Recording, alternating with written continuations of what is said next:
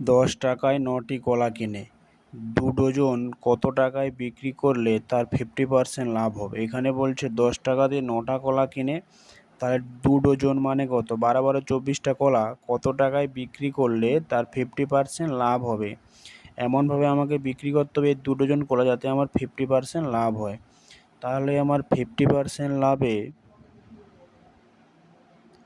50% লাভে বিক্রয় মূল্য কত হবে না, 50% লাভে বিক্রয় মূল্য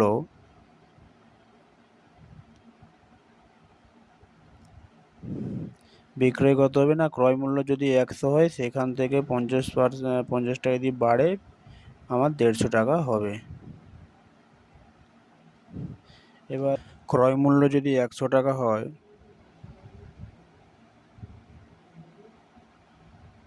ক্রয় মূল্য যদি 100 টাকা হয়,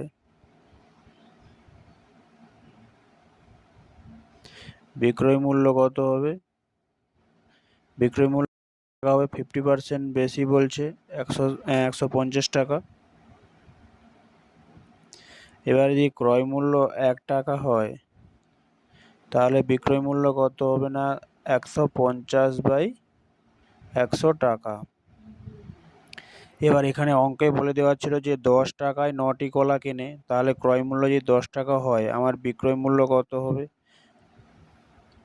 150/100 ইন্টু 10। এই 0 কাটলো, এই 0 কাটলে 15 টাকা। তাহলে 10 টাকা দিয়ে যদি কলাগুলো 9টা কলা কিনে তাহলে 15 টাকায় 9টা কলা বিক্রি করবে।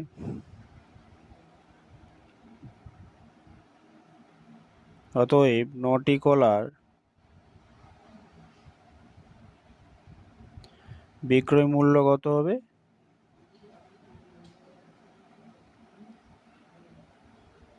15 টাকা। তাহলে একটি কলার বিক্রয় মূল্য 15/9 টাকা। এবার যেহেতু এখানে 2 ডজন কলা বলছে, 1 ডজন সমান কত হয় 12টা, 2 ডজন সমান 24টা কলা, 24টা যদি কলা হয় ইন্টু 24, 3 তিরিকে 9, 3 আষ্টে 24, 3 পাঁচে 15, 5 আষ্টে 40 টাকা। 9 ডজন কলা বিক্রি করবে 40 টাকায়।